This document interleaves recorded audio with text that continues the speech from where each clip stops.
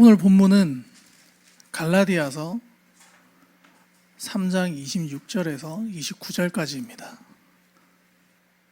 우리 함께 한번 읽어볼까요? 시작. 너희가 다 믿음으로 말미암아 그리스도 예수 안에서 하나님의 아들이 되었으니 누구든지 그리스도와 합하기 위하여 세례를 받은 자는 그리스도로 옷 입었느니라. 너희는 유대인이나 헬라인이나 종이나 자유인이나 남자나 여자나 다 그리스도 예수 안에서 하나이니라. 너희가 그리스도의 것이면 곧 아브라함의 자손이요 약속대로 유업을 이을 자니라. 아멘. 이제 정말 크리스마스가 일주일 앞으로 다가왔습니다. 요즘 좀 설레세요? 크리스마스라고 하면? 설레시는 분 혹시? 이제 설렐 나이는 다 지났나요? 애써 설렌다고 해주셔서 감사합니다. 어릴 때는 정말 많이 설렜던 것 같아요. 무언가 선물이 생기는 날이라고 생각했어요. 교회에서 받든 집에서 받든 그랬던 것 같아요. 근데 저는 어릴 적에 생각나는 게 좀 있는데, 여러분 혹시 어릴 때 생각나는 것들이 있으세요? 크리스마스 하면 생각나는 것들 어떤 거요? 어릴 때 막 새벽송도 다니고 그랬거든요. 새벽송 하시는 분 계세요? 안 해보셨죠? 이게 나이입니다, 여러분. 근데 어릴 적 크리스마스라고 제가 여쭤봤던 거는 지금 우리 교회 지금 이 시간에 나와 있는 사람들 다 예수님 하고 말할 게 분명해서 그렇게 물어보기가 좀 꺼려지더라고요. 혹시 여러분 크리스마스 하면 나홀로 집에라는 영화를 좀 알고 계십니까? 알고 계세요? 제가 어릴 때부터 했던 영화거든요. 거기서 이제 케빈이 스킨 바르고 얼굴을 때리는 그 장면이 알고 계신 분 계시죠? 그게 몇 년 동안 우려먹었는지 모르겠습니다. 그게 정말 명장면이었는데 그 나홀로 집에를 오늘 설교를 하려고 하는데 크리스마스니까 갑자기 그 생각이 좀 나더라고요. 이 나홀로 집에를 다 아시겠지만 간단하게 얘기를 해보자면 이 주인공인 케빈이 되게 어린데 무시를 당한단 말이에요. 가족과 친척들한테. 그래서 혼나가지고 올라가 있는 와중에 가족들이 모두 사라지면 좋겠다라고 소원을 빕니다. 근데 다음날 아침에 일어났는데 가족들이 다 없었어요. 그러고 중략하겠습니다. 기니까. 영화의 마지막에 가족의 소중함을 알았다 하고 해피엔딩으로 이렇게 영화 끝납니다. 아까 얘기했듯이 25일이 이제 크리스마스예요. 근데 저희 교회가 25일에 어떤 계획이 잡혀 있습니까, 여러분? 맞아요. 홈커밍 데이가 예정되어 있습니다. 근데 우리가 종이를 다 썼단 말이에요. 초대장 한다고, 그죠? 그 초대할 인원들을 위해 지금도 사랑으로 기도하고 계십니까? 정말로 초대를 했을 때 정말로 이 소중한 사람이 나왔으면 좋겠어서 초대를 하셨나요? 정말 소중하게 지금도 여기 오고 계신가요? 제가 이제 참가자들을 대상으로 홈커밍 데이 방을 만들었습니다. 담임 목사님께서 그런 글을 올려주셨어요. 제가 잠깐 읽어보자면, 우리가 여느 때처럼 알던 교회를 다니다 다른 곳에 간 사람들을 다시 교회로 부르는 의미의 홈커밍이 아니라 교회 문턱을 어렵게 느끼는 분들이 편안하게 다가올 수 있는 시간이 되어 그분들이 예수님의 오심을 함께 기억할 수 있게 하고 예수님의 오심이 우리에게 왜 의미가 있는지 즉 간접적으로 느낄 수 있게 하고자 하는 의미가 담겨 있습니다 라고 이야기해 주셨어요. 그럼 여러분 이제 이 뜻을 우리가 또 봤단 말이죠. 이 뜻을 마주한 우리는 어떤 마음으로 이 홈커밍 데이를 준비하면 좋겠습니까? 그 이야기를 오늘 본문을 통해서 조금 이제 이야기를 해보자고 합니다. 많은 생각들이 있을 거예요. 그 홈커밍 데이에 대해서, 크리스마스에 대해서. 근데 그 이야기를 하기에 앞서 오늘 본문의 배경이 되는 이 갈라디아 교회의 상황을 잠시 얘기를 했으면 좋겠습니다. 바울이 갈라디아 교회를 세웠어요. 그리고 잘 굴러가는 거 보고서 떠났단 말이에요. 근데 바울이 떠난 후에 율법주의자들이 교회에 들어오기 시작했어요. 그래서 오직 예수를 믿음으로 구원을 받습니다가 아니라 예수님을 믿는 것 외에 모세의 율법을 지켜야 구원을 얻는다, 할례를 받아야 된다, 그렇게 주장을 합니다. 그래서 이제 바울이 이 3장에서 율법으로 말미암아 의롭게 되지 못한다는 것을 이야기를 하고 있는 장면들이에요, 다. 그래서 이 복음의 핵심은 사람이 의롭게 되는 것은 오직 무엇에 있다? 믿음에 있다라는 것을 이야기를 하고 있습니다. 갈라디아서 3장 2절입니다. 내가 너희에게서 다만 이것을 알려 하노니 너희가 성령을 받은 것이 율법의 행위로냐 혹은 듣고 믿음으로냐. 아멘. 바울은 초대교회의 이 성도 모두가 경험했던 성령 받음, 그것을 통해서 이야기를 하고 있습니다. 2절에서 율법의 행위라고 이제 나오고 있단 말이에요. 율법의 행위는 말 그대로 율법을 지킨다는 이야기예요. 인간의 노력으로서 의롭다함을 받으려는 것을 이야기를 하는 거예요. 율법주의자들이 얘기를 하는 거. 그것을 이야기를 하고 있는데 계속 이야기는 하잖아요. 담임 목사님도 설교하시고 저도 많이 하고 신 목사님도 이야기하시고, 인간의 노력으로 구원이 얻어집니까, 여러분? 아니죠.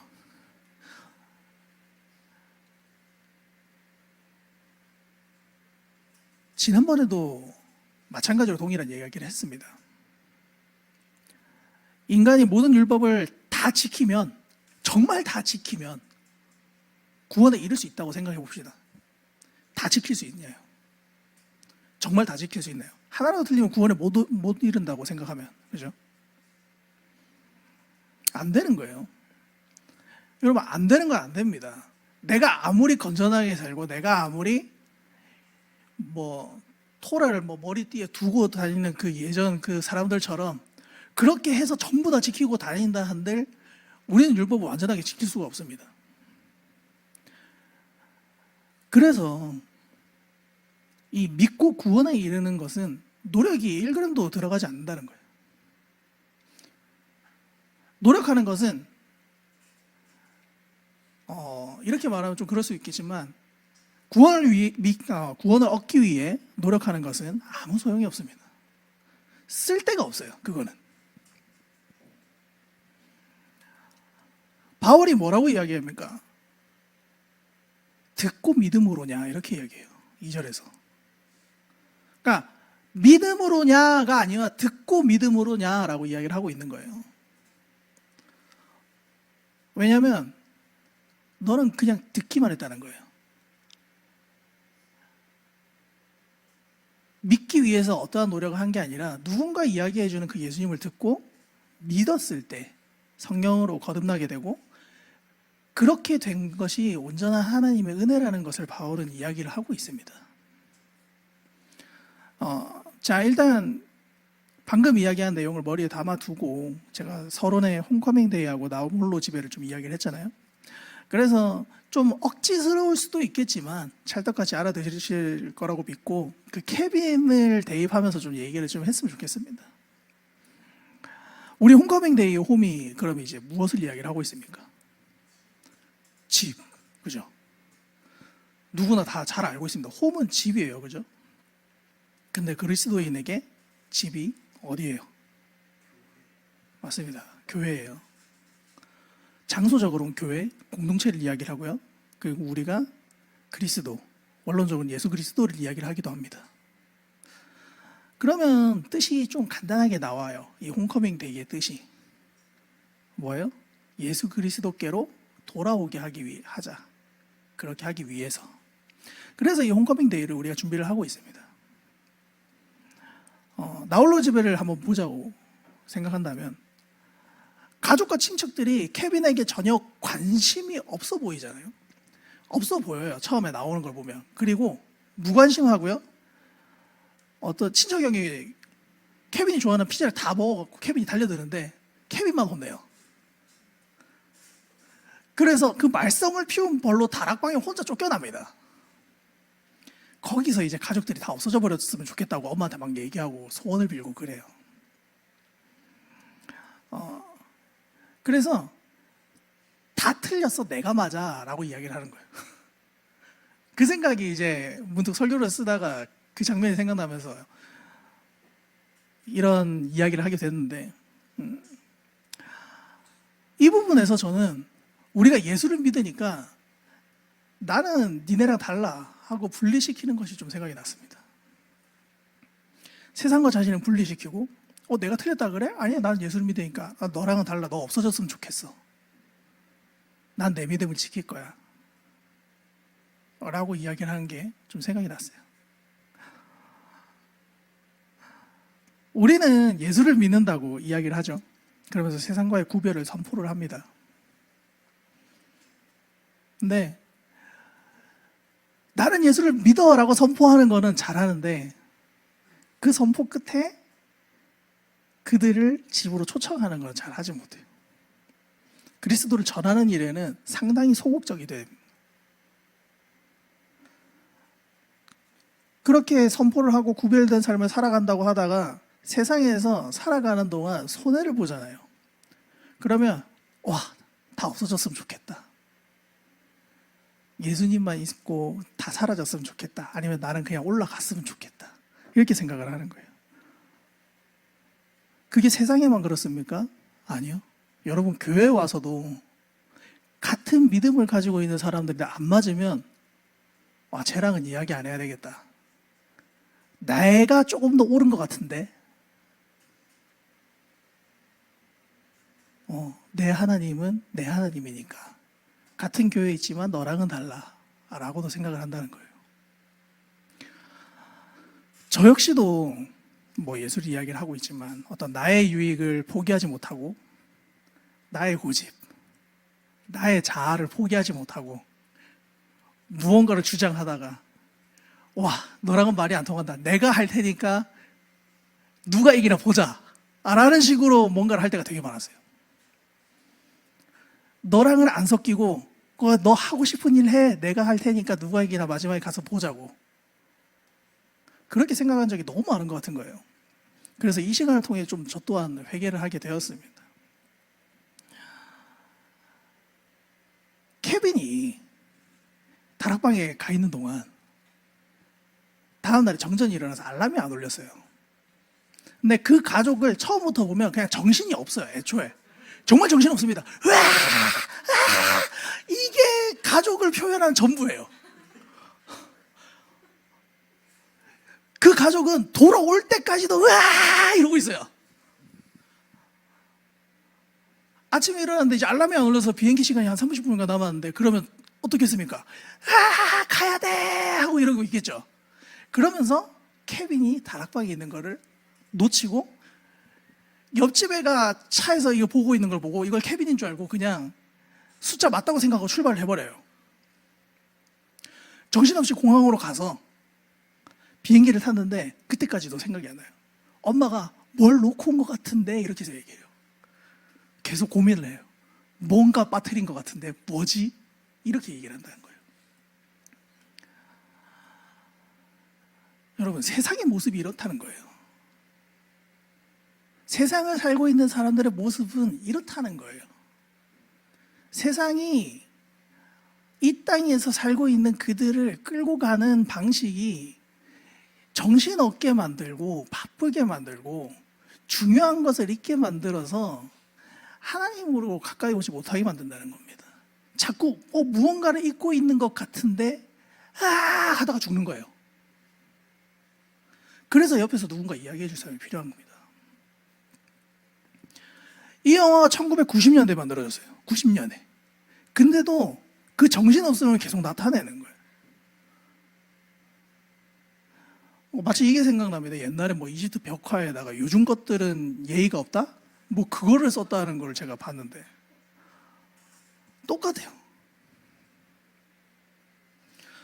시간에 쫓기고 어쩌지 비행기를 타고 날아가 돌아가지도 못하는 그때가 돼서야 케빈이 생각나잖아요. 그러니까 즐거운 상황을 계속 맞이하게 되는 거예요. 또 세상에서는.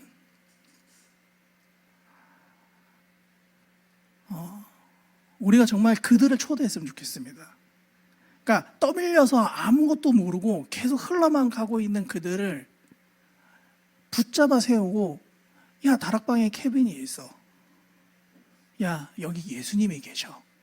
믿고 구원 얻자. 예수를 모르고 죽어가지 않도록 예수를 이야기했으면 좋겠습니다. 예수를 혼자 믿고 있어서 답답할 수 있어요. 근데 외롭다고 생각할 수도 있지만 내 믿음에 방해만 되지 않았으면 좋겠다라고 생각하지는 않으십니까? 그들을 초대하자는 거예요.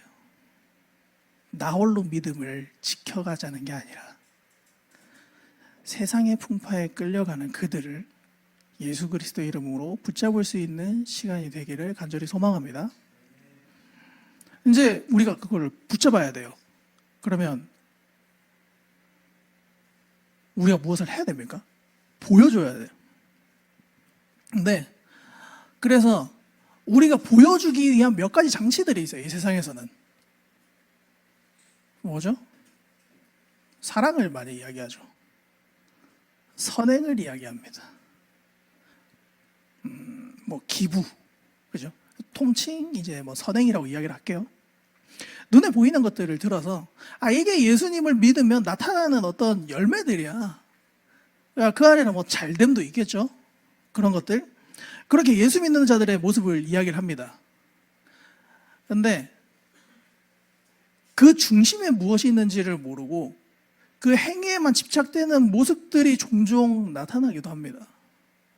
그것은 큰 교회, 작은 교회, 어떤 소모임 공동체에 가리지 않고 나타나요. 다시 이야기하지만 오늘 본문 3장의 내용이 이 이야기를 하고 있는 겁니다.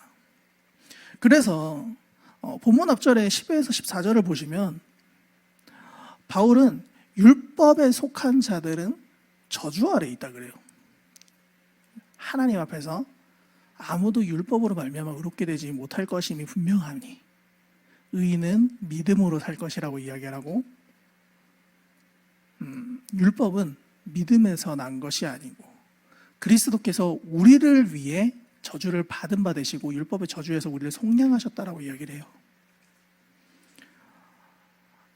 이제 그 이야기를 하면서 15절부터 아브라함의 복이 미친다는 이야기를 하고 있습니다.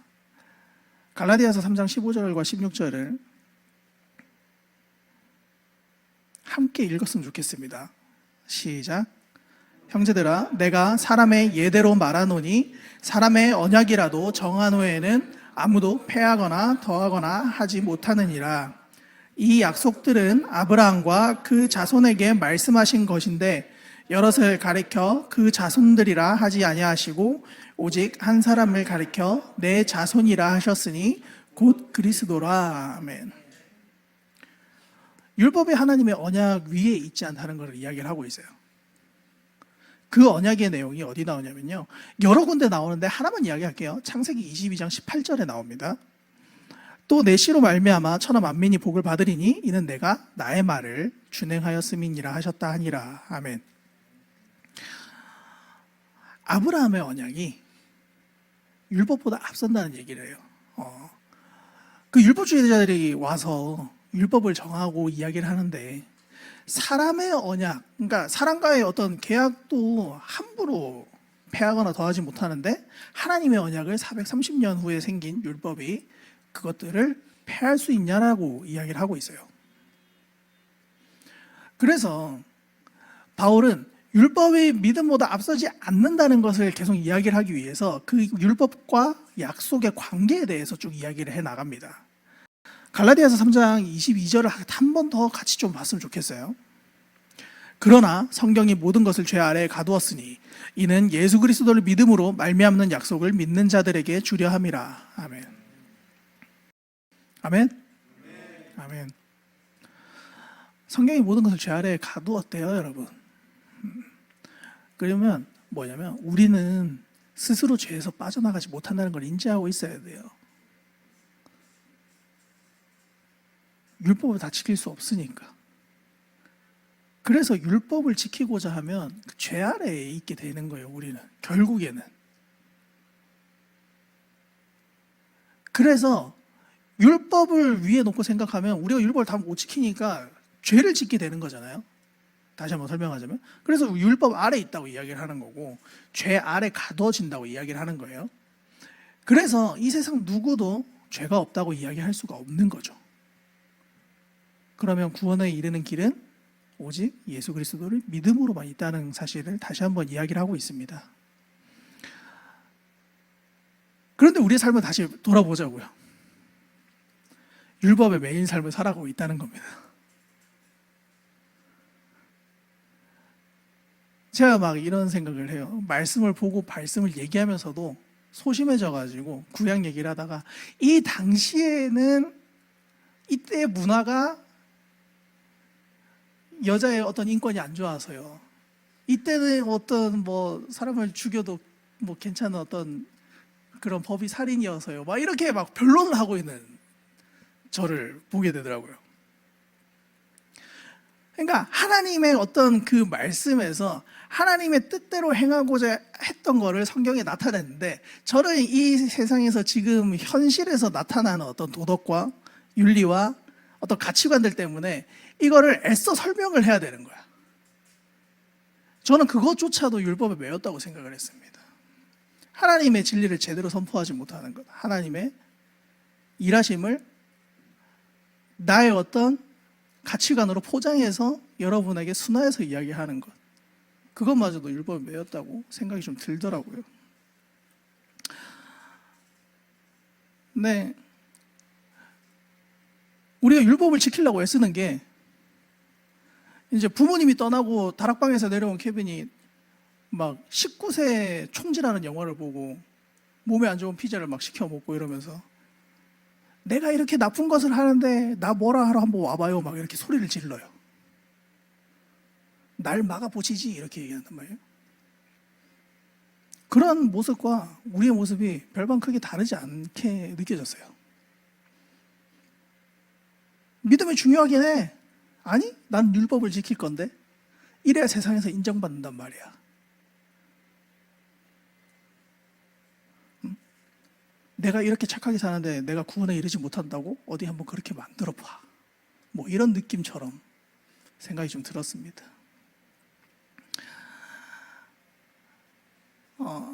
나홀로 집에서 케빈이 그렇게 막 어른스럽게 하려고 하고, 어른들이 하고자 하는 걸 하려고 하고, 먹고 싶은 걸 먹으려고 해요. 그러면 케빈이 어른이 되나요, 여러분? 안 돼요. 본질은 그대로 있습니다. 그것에 무엇을 더한들 그 아이의 본질은 변하지 않아요. 그러면 케빈은 아이의 모습 그대로 사는 게 맞지 않습니까? 그죠? 마찬가지로 그리스도인, 그러니까 신앙인은 그 신앙인의 모습 그대로 살아가야 됩니다. 믿음으로 살아가야 된다는 거예요. 왜? 믿음으로써 구원을 얻었잖아요. 그럼 그 믿음만으로 살아가야죠. 신앙인이 세상의 도덕적인 관점을 따라서 신앙을 조금씩 피해가면서 살면 안 된다는 이야기를 하고 싶습니다.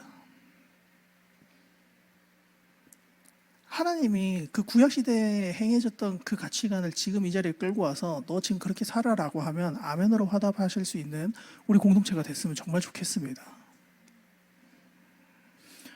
예수를 믿고 여러분 하나님의 의를 나타내면 세상은 싫어한다고 얘기해요.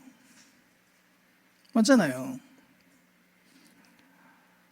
제가 어떤 분의 설교를 들으면서 되게 와닿았던 내용이었는데, 우리는 하나님의 뜻은 세상의 어떤 선한 영향력을, 하나님의 선함을 나타내는 거라고 무의식 중에, 아니 의식간에도 그렇게 생각을 하고 있어요.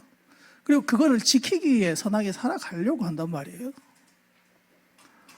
예를 들어서 담임 목사님이 장학금을 줬어요.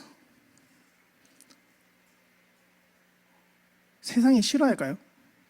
장학금을 주는데. 우리가 산청에 수해복구를 갔는데 수해복구 가면 세상이 싫어할까요? 안 싫어한다는 거예요. 미워하지는 않아요. 그럼 그게 틀렸냐? 그 얘기를 하는 게 아니에요. 장학금을 주는 그 본질이 뭐냐는 겁니다. 우리가 산청에 가서 수해복구를 했던 그 본질이 무엇인가를 이야기를 하는 거예요. 세상에 말하는 세상에서 그들을 불쌍히 여겨서 쟤네들 도와주고 싶어하는 우리 인간적인 말에 인간적인 마음의 구제와 사랑이 아니라 하나님께서 주시는 마음으로 가야 된다는 거죠. 그리고 그 마음으로 갔다는 거예요. 담임 목사님이 장학금을 주시는 거 니네 불쌍하니까 좀 부어줄게 아니라고요, 여러분. 기도 중에 하나님의 마음을 주시면 하는 겁니다. 하나님의 뜻을 구하는 우리가 되었으면 좋겠습니다. 그래서 이 홈커밍 데이에 부어주신 그 마음을 정말 제대로 이행해서 우리가 좋은 거를 들려줄게, 내가 지금 조금씩 바뀌어가는 걸 보면서 찾아와, 이게 아니라 예수만 이야기하시라는 거예요. 너 예수님 알았으면 좋겠어. 예수님 알로 와. 우리는 교회에서 무언가를 하지만 와서 이야기하는 거는 그냥 예수님이야 라고요.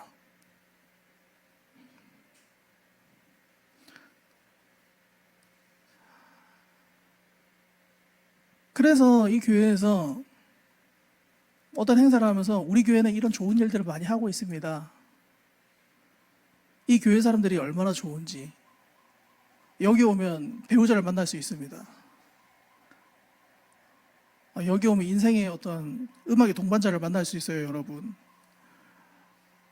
이런 어떤 부수적인 것들을 챙기려고 하지 않았으면 좋겠습니다. 당연히 안 하겠지만.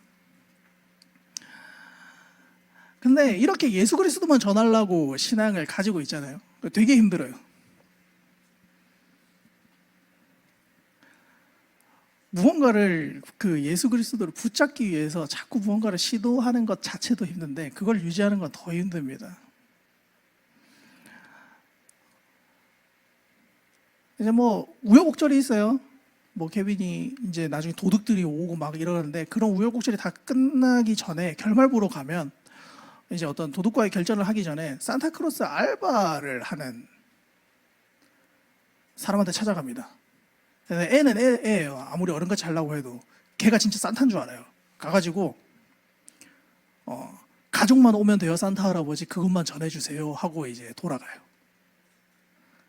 그러면서 이제 도둑 2인조에게서 자신과 어떤 자신이 그 소중하게 생각하는 집을 지키기 위해 고군분투하기 시작합니다. 코미디 영화로 만들어져서 그렇지 생각보다 되게 잔인한 내용이에요. 거기 막 앞정이 박히고 뭘 총 같은 걸 쏘고 막 이래요. 막 계단에서 밀어 떨어지고 막.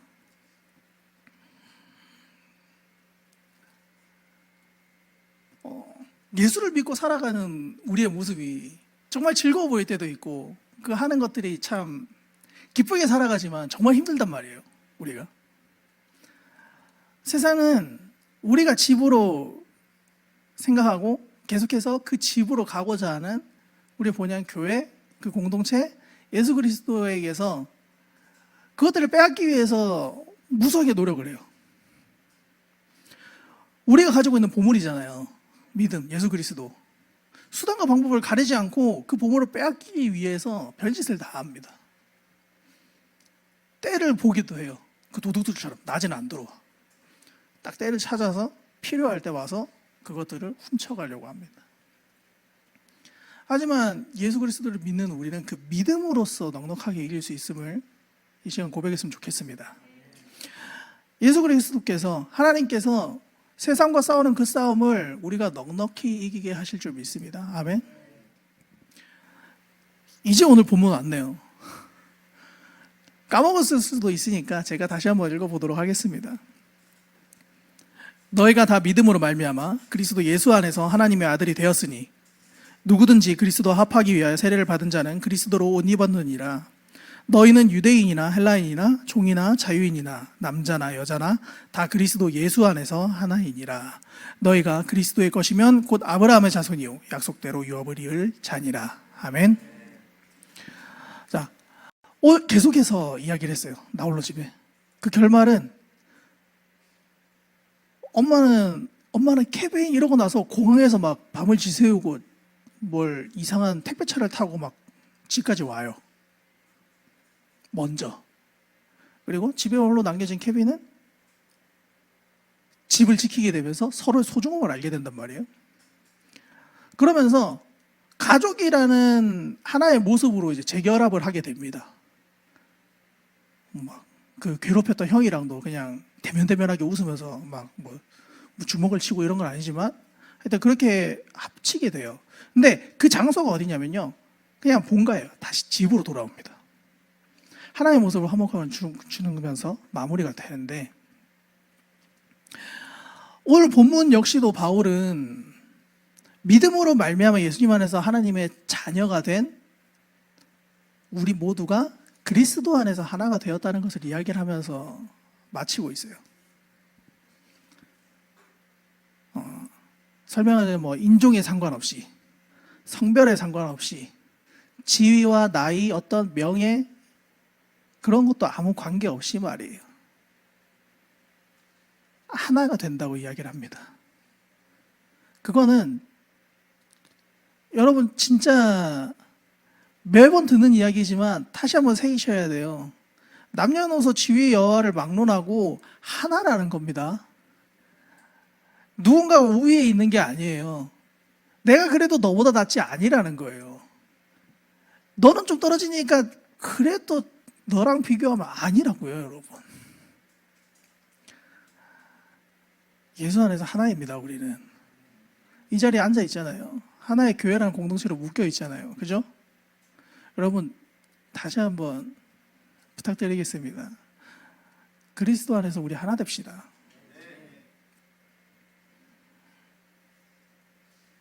믿음 하나만 있으면 그렇게 될 수 있다고 얘기를 하고 있어요. 지금도 동일하게 적용되는 내용입니다, 여러분.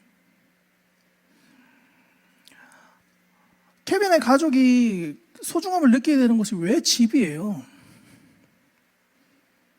우리가 집은 뭐라고 그랬어요? 가족이 모이는 곳이잖아요. 구성되는 곳이잖아요. 그죠? 여러분, 가족이 누군가 지정해줘서 됩니까?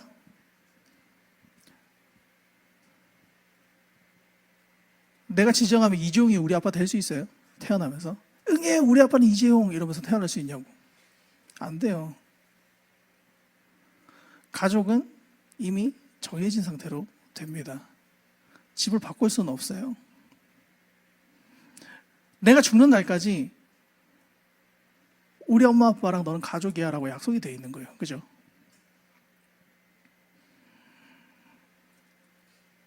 아브라함의 약속이라 그랬잖아요. 그죠?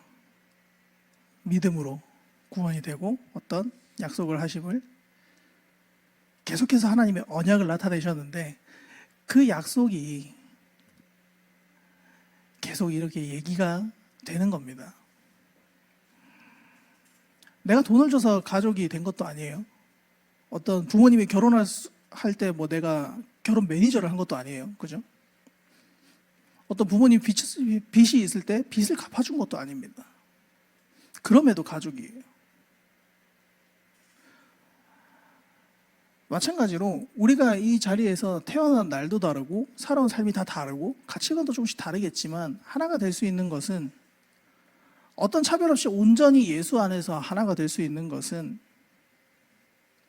믿음 때문이라는 겁니다. 율법에 끼어들지 않았기 때문이에요. 그러니까 듣기만 하면 구원이 될 수 있는, 사람의 노력이 일체 들어가지 않는 그 듣고 믿게 되는 그 믿음 때문에요. 다른 아무 부수적인 요소가 들어가지 않기 때문에. 그러니까 차별이 될 수가 없는 거예요. 모든 이가 듣고 믿었으니까요. 얘는 그래도 11조 10원씩 했으니까, 10원이라도 더 냈으니까 얘는 좀 나으니까 구원받자, 이게 아니라는 거예요. 그래서 이스라엘 민족이 우리 아니잖아요. 그죠? 이스라엘에서 태어났어요 혹시? 아니죠. 이방인인 우리가 하나님의 놀라운 그 사랑과 은혜로 구원에 이룰 수 있는 까닭이라는 겁니다. 이 자리에 우리가 예수를 믿어서 함께 예배를 드릴 수 있는 까닭이 바로 차별 없는 그 믿음 때문에. 그러니까 그 구원에 참여하는 우리는 하나가 될 수 있다는 겁니다. 이제 말씀을 맺으려고 합니다. 사랑하는 성도 여러분, 우리는 이제 이 땅을 살아가면서 많은 고난을 겪기도 하고 예수 그리스도를 믿는 그 믿음을 지키기 위해 많은 수고를 경험하기도 해요. 그리고 많은 노력을 동반하기도 합니다. 하지만 우리가 그런 수고를 기꺼이 감당할 수 있는 까닭은 하나님의 무한하신 사랑과 은혜, 예수 그리스도께서 우리를 위해 사람의 자리로 내려오셔서 십자가에 달려 돌아가심 때문이라는 것을 진짜 잊지 않았으면 좋겠습니다. 그래서 그 사랑으로 예수님의 자녀가 된 우리가 세상의 사람들에게 어떤 기부, 봉사, 선행 등 다른 어떤 것이 아니라 우리의 집이 되시고 우리의 머리가 되시고 우리의 처음이 되시는 예수 그리스도만을 소개했으면 좋겠습니다. 그래서 25일에 집으로 모였으면 좋겠어요. 이 헤세드 처치에 다 모였으면 좋겠어요. 이 홈커밍 데이의 홈커밍은 단순히 교회로 오라는 초대가 아니라 예수께로 돌아오라는 하나님의 마음의 귀한 복음의 선포입니다. 하나님의 피조물인 사람이지만 세상에서 정신없이 떠돌고 있는 자들이 그 예수님의 생일을 기념하는 자리, 그 날에 우리의 집, 이 교회, 예수 그리스도께로 모여 예수를 듣게 되고 믿게 돼요. 우리의 지인들, 정말 소중하고 사랑하는, 하지만 세상에서 정신없이 살아가고 있는 그들이 우리와 믿음으로 하나 되는 공동체로서 아무 간극이 없이 이 세상이 끝날까지 정말 예수 그리스도만 선포하고 즐겁게 예수 그리스도만 나타내는 그런 귀한 군대가 되어 우리 공동체를 통해 이 홈커밍 데이를 통해 앞으로 여러분들을 통해 하나님의 나라가 이루어질 줄을 믿습니다. 간절히 소망합니다.